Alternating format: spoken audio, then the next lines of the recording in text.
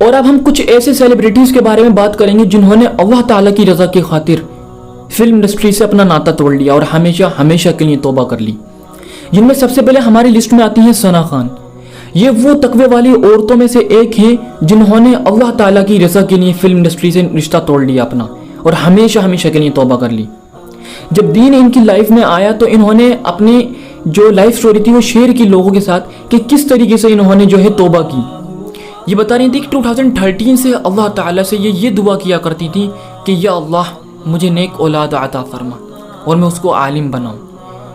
اب خود ہم سوچ کے دیکھیں کتنی ویئرڈ سی بات ہے نا, کتنی سوچنے والی بات ہے کہ ایک بندی ہے جو ایک فلم ایکٹریس ہے,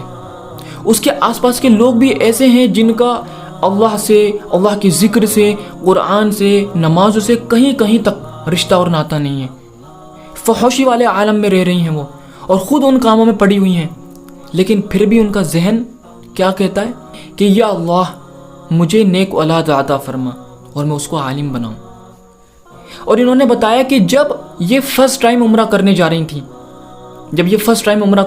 تھی تو انہوں نے سوچ رکھا تھا میں اللہ تعالیٰ سے خوب ڈھیر ساری دعائیں کروں گی, میں اللہ سے کہوں گی اللہ تعالیٰ مجھے جو ہے اور ڈھیر ساری فلمز عطا فرما دے, میری فین فالوئنگ بڑھا دے, اور مجھے اللہ تعالیٰ مجھے خوب گروتھ کرا اور مجھے خوب ڈھیر سارے پروموشنز دلا, مجھے خوب زیادہ شہرت عطا فرما. لیکن ایکچول میں یہ بتاتی ہیں کہ جب خانہ کعبہ پہ ان کی پہلی نظر پڑی ان کے دل سے صرف ایک ہی دعا نکلی, یا اللہ مجھے ہدایت پر لا دے. ہمیں کبھی بھی کسی کو حقیر نہیں سمجھنا چاہیے, چاہے کوئی کتنا ہی گناہ گار کیوں نہ ہو. اللہ تعالیٰ نے ثنا خان کی توبہ کو اس طرح سے قبول کیا کہ آج الحمدللہ دین کے کام سے جڑ چکی ہیں اور دین کی دعوت دے رہی ہیں لوگوں کے بیچ رہ کر کے. اور الحمدللہ اللہ تعالیٰ نے ان کا نکاح ایسے شخص سے کر دیا کہ جو خود ایک عالم دین ہے, ایک مفتی ہیں, مفتی انس. تو اللہ تعالیٰ نے ان کی لائف کو کہاں سے اٹھا کر کے کہاں پر رکھ دیا. تو ہمیں کبھی بھی کسی کو جو ہے حقیر نہیں سمجھنا چاہیے. دوسرے نمبر پر جو ہماری لسٹ میں آتے ہیں وہ پاکستان کے ایک بہت مشہور سنگر رہ چکے جنید جمشید صاحب.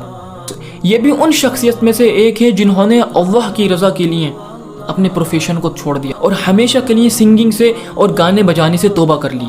انہوں نے بھی اپنی لائف سٹوری کو شیئر کیا لوگوں کے ساتھ. انہوں نے بتایا کہ جب انہوں نے جو ہے دین پر جو ہے چلنا شروع کیا, جب انہوں نے پریکٹسنگ مسلم بننے کی کوشش کی, جو ایفرٹ دیے, تو کیا کیا ان کے ساتھ پیش آیا, کیسے کیسے حالات سے ان کو گزرنا پڑا. انہوں نے بتایا کہ جب میں نے گانا چھوڑ دیا اور ہمیشہ ہمیشہ کے لیے توبہ کر لی تو ایک وقت ان کے اوپر ایسا آیا کہ ان کی جیب میں صرف 100 روپے بچے تھے. یہ گھر میں انٹر کرتے ہیں, اپنی اہلیہ سے 100 روپے نکال کر کے جیب میں سے کہا کہ میرے پاس صرف یہ 100 روپے بچے ہیں, اب اس کے بعد کیا ہوگا مجھے نہیں پتا, بس اب اللہ ہی مالک ہے. ایک چیز ہمیشہ یاد رکھیں, اللہ تعالیٰ اپنے بندے کو کبھی بھی اتنی زیادہ آزمائش میں نہیں ڈالتا کہ وہ اس کے برداشت سے ہی باہر ہو. کبھی اللہ تعالیٰ اپنے بندے کو اتنی زیادہ مشکلات میں مبتلا نہیں کرتا کہ وہ اس سے برداشت ہی نہ ہو. اور اللہ تعالیٰ قرآن میں کیا فرماتا ہے, فَإِنَّ مَعَ الْعُسْرِ يُسْرًا, کہ اللہ تعالیٰ نے ہر مشکل کے ساتھ آسانی رکھی ہے. اللہ تعالیٰ کبھی اپنے بندے کو اتنا زیادہ نہیں آزمائے گا کہ وہ اس کے قابل ہی نہ ہو.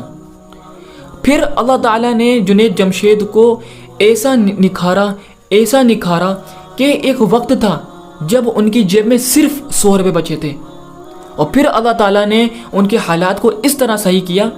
کہ الحمدللہ اللہ تعالیٰ نے ان کے کپڑے کا بزنس سیٹ کرا دیا. اچھا ایک چیز اور جنید جمشید کے بارے میں کہ جنید جمشید نے جو توبہ کی گانے بجانے سے, اس کے پیچھے ایک جو بہت بڑا ریزن تھا وہ مولانا طارق جمیل صاحب کی دعوت تھی. آپ نے تو جنید جمشید کو جو ہے دعوت دی, ہر طریقے سے سمجھایا, آپ کا ہر طریقے سے ساتھ دیا ان حالات میں جب سب لوگوں نے ان سے رشتہ ناتا توڑ دیا تھا, جب انہوں نے گانا بجانا چھوڑا اور کوئی ان کا ساتھ نہیں دے رہا تھا, لیکن مولانا طارق جمیل صاحب ان کے ساتھ کھڑے رہے, آپ کو دعوت دی. آپ کی توبہ کا ایک بہت بڑا جو ذریعہ تھا اللہ تعالیٰ نے وہ مولانا طارق جمیل صاحب کو بنایا. تو اللہ تعالیٰ نے جنید جمشید کو ایسا نکھارا کہ ایک وقت تھا جب وہ جو ہے سنگنگ کیا کرتے تھے, اور پھر جب انہوں نے جو ہے توبہ کی تو ایسی توبہ کی کہ دنیا کا شاید ہی کوئی ایسی کنٹری بچی ہوگی کہ جہاں جا کر کے جنید جمشید نے دین کی دعوت نہ دی ہو. تیسرے نمبر پر جو آتی ہیں ہماری لسٹ میں وہ ہے انڈیا کی زائرہ وسیم. یہ بھی جو ہے بالی ووڈ ایکٹریس رہ چکی ہیں، اور انہوں نے بھی اللہ کی رضا کے لیے، یہ بھی ان شخصیت میں سے، ان تقوی والی خواتین میں سے ایک ہیں جنہوں نے اللہ کی رضا کے لیے اپنے کمائی کے ذریعے کو، اپنے پروفیشن کو ہمیشہ ہمیشہ کے لیے قربان کر دیا، اللہ سے توبہ کر لی۔ انہوں نے اپنی لائف کے بارے میں بتایا کہ جو دین ان کی لائف میں آیا نا،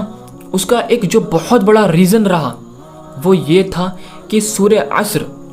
والعصر ان الانسان لفی خسر الا الذین آمنوا وعملوا الصالحات وتواصوا بالحق وتواصوا بالصبر، اس سورہ نے ان کی لائف کو بالکل ایک دم چینج کر کے رکھ دیا۔ اچھا، یہ جو سیلیبریٹیز ہوتے ہیں، ان لوگوں کی فین فالوئنگ اتنی زیادہ ہوتی ہے نا کہ اگر یہ کوئی غلط کام کرتے ہیں تو اگر ہم کسی کو اپنی لائف میں جو ہیرو مانتے ہیں تو ہم کوشش کرتے ہیں کہ جیسا لائف سٹائل اس کا ہے ویسے ہی ہم اس کو فالو کرتے ہوئے اپنی لائف سٹائل کو اس کی طرح ڈھال لیں۔ تو اگر یہ کسی غلط کام میں پڑ جاتے ہیں تو جو ان کے پیچھے ان کے فینس بھی ان کو فالو کرتے ہوئے جو ہے گناہوں کی زندگی جینے لگتے ہیں۔ لیکن